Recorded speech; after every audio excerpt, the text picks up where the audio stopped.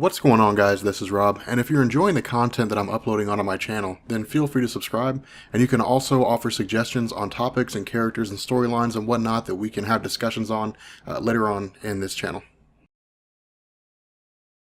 So as you guys know, when it comes to our discussion on comic books, I like to go between the pages, so to speak, beyond the veil when it comes to comic book concepts and topics and so on and so forth, because for a lot of people, comic books are very personal in the sense that, they might represent different aspects of their life, or they might help them get away from an otherwise unbearable situation, regardless of what that might be. But for a lot of people, comics serve a very deep purpose. Not only that, for a lot of people, comic books are really like a reflection of a time in which a time that they long for. I guess to put it simply, when it comes to the world of comics, nostalgia is everything. People long for a return to a specific aspect of their life or a specific aspect of comics. I, for example, loved 1990s X-Men. I loved the, Jim Lee, Chris Claremont era of X-Men. Scott Lobdell wasn't bad. He gave us Onslaught Saga. I liked that era of comic books, and I would give almost anything to go back to that era of comic books. Of course, we can't, and so we just kind of have to work with what we have right now, which doesn't mean things are bad. In fact, some comic book characters are better than they've ever been, namely like Thor and Wolverine. Jason Aaron and Jeff Lemire, I don't want to leave you out. But with this discussion on Teen Titans Rebirth #1, this really hits home for a lot of people. And the reason why is this: when people sit down and they look at Teen Titans, or they think about Teen Titans, they think of, only a handful of different things. They think of Marv Wolfman's run from the early 1980s. They think of Jeff Johns' 2003 run. For a lot of people, they think of the cartoon show. They think of Teen Titans the show, not Teen Titans Go. Funny story, when we were at New York Comic Con, Benny had mentioned Teen Titans Go, and the crowd of, almost 400 people were just like, boo! They hated Teen Titans Go. But, Teen Titans was after my time, to be honest. I was an X-Men the Animated Series guy, but 32 years old. I grew up in the early 90s, late 80s, early 90s. But the fact remains here that when people think of the Teen Titans show, they think of Cyborg, Robin, Beast Boy, Starfire, Raven. They think of these characters that they grew up with, that they grew as these characters grew. And so for them, it's their equivalent of my X-Men the Animated Series.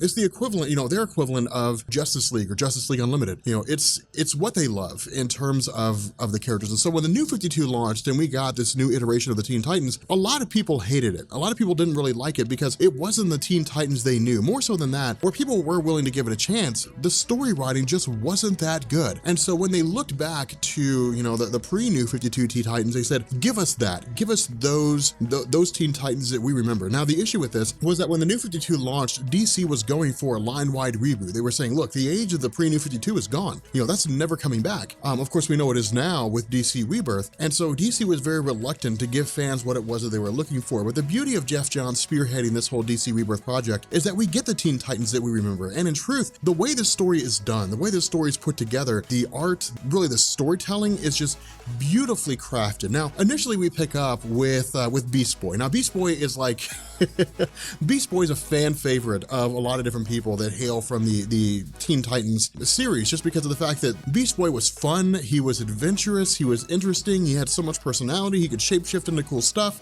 People loved that aspect of him. And this really continues here. Of course, we have a party, and apparently Beast Boy just hijacks the turntables, but he's really just kind of hanging out, he's spending time with a girl, he decides that it's a good idea to turn into a shark. This is why Teen Titans Rebirth is so good. This is why Teen Titans Rebirth works. It's like when Damian Wayne met Superman's son. It's not dramatic. It's not this great, big, huge, grandiose thing. It's not this opera. It's just fun. It's good old-fashioned fun. And this is what Teen Titans need to be. Granted, there needs to be some storytelling with regards to these teenagers and how they deal with teenage things and how they deal with life. For example, Beast Boy is for lack of a better word, he's trying to make good with the girl he's with, and he has no game. Is the best way to put it. He has no game whatsoever. But, these are the kind of things that make it fun, because it's, in a lot of ways, we saw ourselves as Teen Titans. Or I guess not really Teen Titans, but teenagers.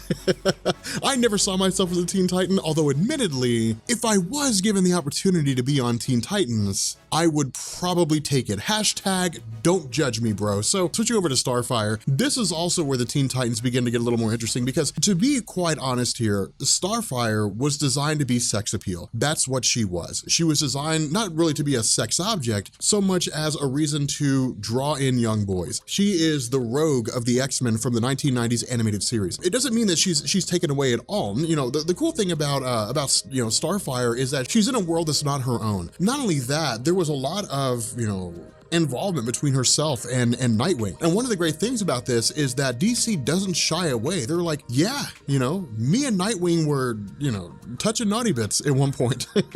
You know, that's what we were doing. And the idea here is to basically say, this is the Starfire that you remember. The Starfire you got in the New 52, that era, yes, it was fun. Those stories were kind of goofy, but if what you were wanting was the pre-New 52 Teen Titans era of Starfire, this is what you get. This is the character that you grasp. Now from here, we basically jump to Raven. Now, this is also where things get really fun, because I hope you guys are noticing, like, we're getting like the kind of, you know, the creme de la creme of the Teen Titans. Things will change once we get to Robin, but we're getting the creme de la creme of the Teen Titans, the characters that a lot of people know and love. Raven is a character who was kind of like struggling, like she was like the emo girl, you know, she just never quite fit in, but she found her own little home with regards to the Teen Titans. And the reason why she's important here, because one of the other things I hope you guys notice here is that each member of the Teen Titans is designed to represent a particular personality of a person, or of multiple people. You have, you know, the girl who's pretty and she's a little bit ditzy, but she's also really, you know, capable too in the form of Starfire. You have the dude that just loves to party with regards to Beast Boy. And then you have Raven, who's kind of like the outsider, the emo chick, doesn't quite fit in, you know, but she still managed to find a place of her own among her various friends. This is, again, really just the element of this character that people love so much. And this is just kind of a return to the Raven that folks knew. Now, something else that I hope you guys also notice is that each of these individuals is basically being kidnapped. They're being attacked from behind, and that's really the gist of this. The gist of the Rebirth story isn't necessarily to set the stage and to say, hey guys, there's this great big huge event going on. You know, it's really just to say, here's how they all end up in the same place. Now from here we jump to the New 52 Wally West. Now this is actually a good change. This is one of the things that's pretty solid here, and here's why. I know there will be some people who just don't want to see the New 52 Wally West on any team, but I think it works. When it comes to the Teen Titans, by definition, they're supposed to be teenagers. You know, it really wouldn't make sense. I guess you could call it like the young adult Titans, but that doesn't have the same ring. And so, you know, having kids who are teenagers, who are going through teenage things, is a huge part of the storytelling. That's one of the reasons, or one of the things that drew so many people into the Teen Titans. But for Wally West, when he was rebooted, so to speak, in the New 52, we got this new iteration of him. A lot of people didn't like him. It was really derisive. There were people that looked at him and they said, well, he's just a caricature, you know, of young African-American males. There were people that looked at him and said, well, he's just not the red-haired Wally West, so I don't care about him. And there were people that looked at him and said, well, he just doesn't fit in. I mean, it's just, he's a character that just doesn't fit in anywhere. It doesn't make any sense why he's here. And so while there were people that also, you know, enjoyed him as well, I enjoyed him a bit, you know, depending on what the story was that was going on. At the end of the day, he just kind of seemed like a fish out of water. And so to turn around and take him and put him on the Teen Titans gives him something, because one of the greatest things when it comes to the Teen Titans, again, in general, is the character development. The characters evolving and changing and growing. With like Wally West, for example, his character grew and changed a little bit, you know, before Crisis on Infinite Earths when he was just Kid Flash, but it wasn't until Mark Waid took over writing for his character in the, I think, late 1980s, going up to the 1990s, that his character really grew and his character really expanded. Not only that, you know, having a Flash on the Teen Titans, of course, that was Bart Allen for, you know, for the before New 52 era, the pre-New 52 era, you know, it adds a new dynamic in the sense that you've got a speedster, but Wally West is still trying to figure out his powers, still trying to figure out how he fits in, and so he fits perfect into this Teen Titans dynamic. The other half of this, though, is keep in mind, he's also in the Flash series. He's also, you know, alongside Barry Allen. But the cool thing about this is that Wally West is very confident. He's very sure of himself, even if he shouldn't necessarily be that confident and that sure of himself, because his powers aren't everything they're cracked up to be. But again, you know, just like everybody else before him, he's suddenly taken by surprise and he's basically knocked out. And so at this point, what we do is we basically pick up with the tail end of this story, and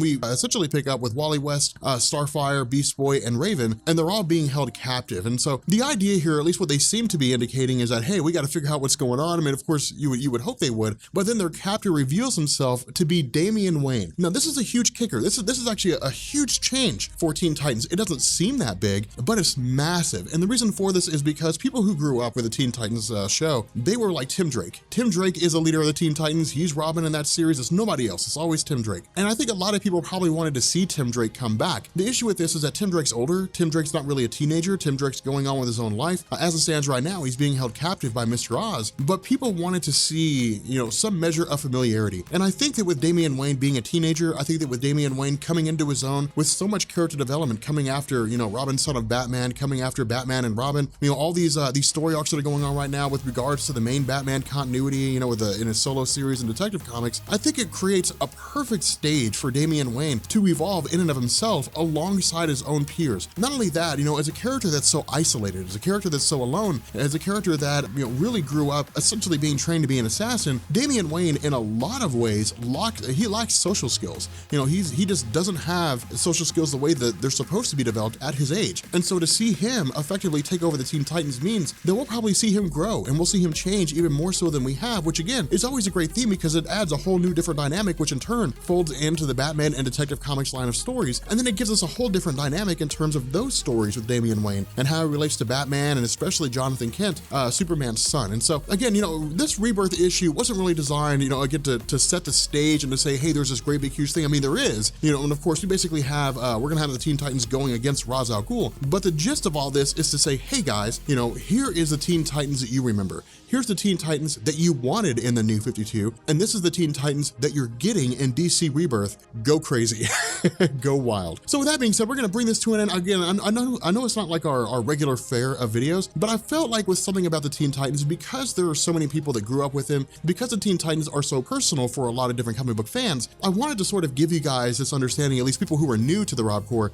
give you guys this understanding in terms of why people were so excited with Teen Titans Rebirth and why it's proving itself to really be one of the standout publications in DC Rebirth right now. But if you guys are new here to Comics Explained, make sure you guys hit that subscribe button to become part of the Rob Corps, and drop a like if you guys enjoy this video. Also, if you're not following me on Twitter, make sure you guys follow me on Twitter at Comics Explained. Sometimes I drop videos early so that people, you know, members of the Rob Corps get to see them before anybody else does, or at least before I upload them on YouTube, because I have to maintain that schedule. But with that being said, we're gonna bring this video to an end, and yeah, I will catch you all later. Peace.